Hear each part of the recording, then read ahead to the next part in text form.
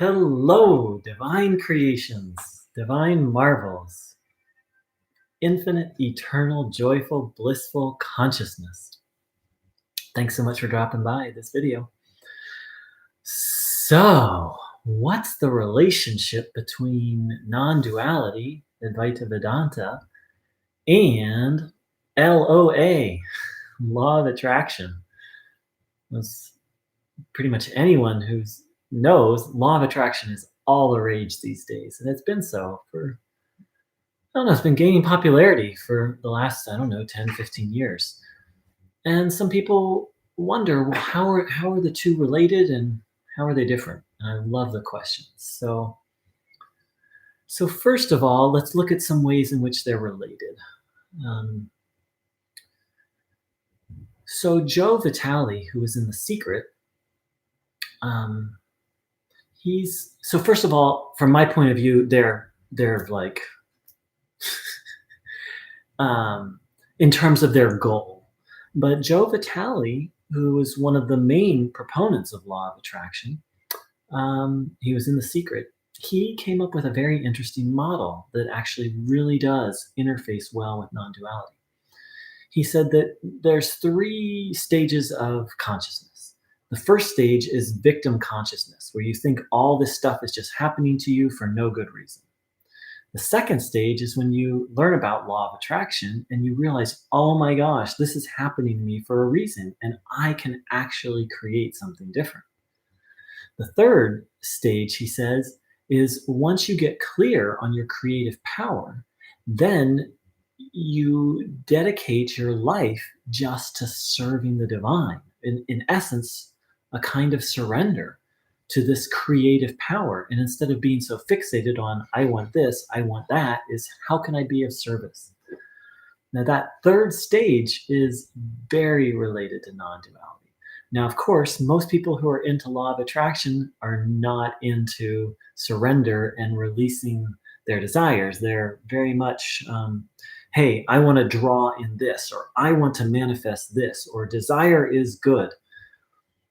So, but I just wanted to point out that one of the lead figures in the law of attraction movement, or maybe he was, I don't know if he still is, actually sees law of attraction as just part of a process to get you to a place of surrender.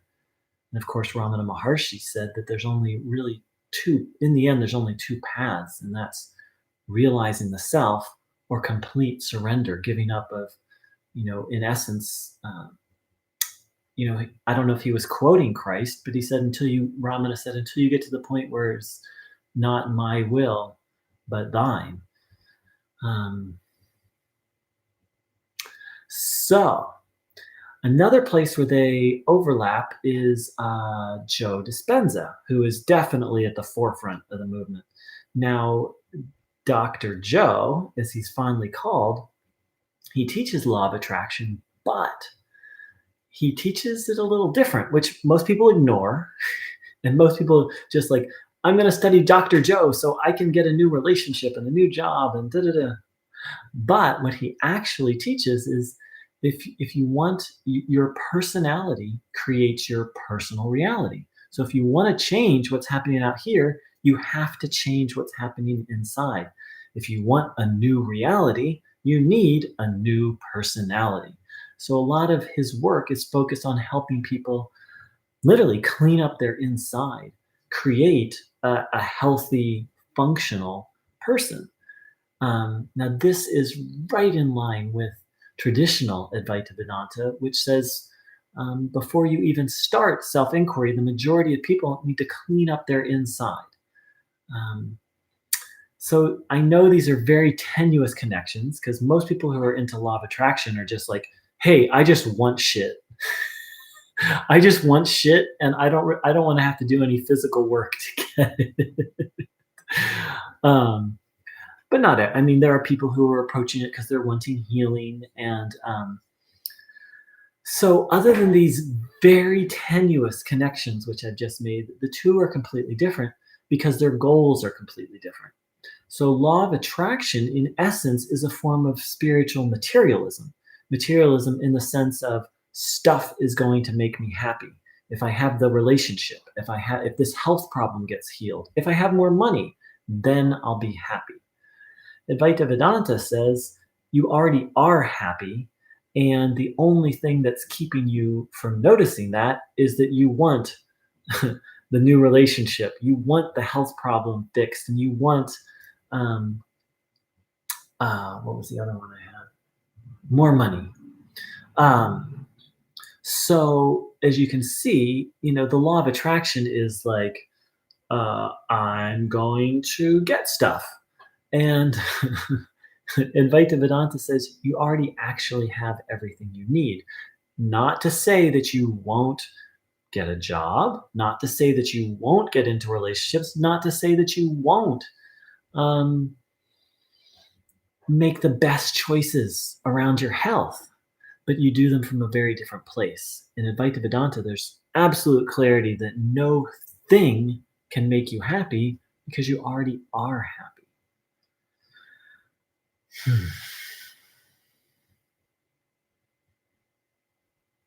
So it's very I really think that Dr. Joe, not Dr. Joe, Joe Vitale, yeah, Joe Vitale, it really comes closest in this sense of I just want to be in service to that. That's the place that he got to through doing law of attraction. And so, from an Advaita Vedanta perspective, more power to you, brother. Um, that's a beautiful place to get to. And a lot of people stay in stage two of like, hey, I can get more stuff. And the thing that's so seductive about law of attraction, I've played with it myself, is it works sometimes. I've had many interesting manifestations of just changing my thoughts, having all sorts of new experiences and things come my way. The thing is just the foundation of it. The foundation of law of attraction is our purpose is to be a co-creator with God. And that's really interesting. It's an interesting idea. I have to grant them that. Except this is why I so love Joe Vitale is without the idea of surrender, it's not co-creation. It's basically being like, hey, I'm going to play God. I know what's best.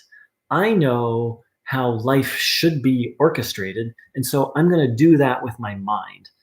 And that's the place where what I find so disturbing about law of attraction is the lack of surrender to God's will. And that's why I call it, and I down the first one to just say, hey, it's just a form of spiritual materialism.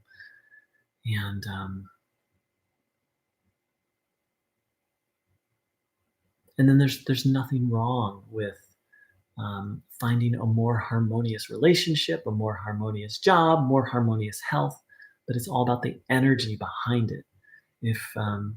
If we do it with the idea that it's going to bring us happiness, then even if we get it, it'll just bind us further to the fundamental illusion or delusion we that we're not happiness.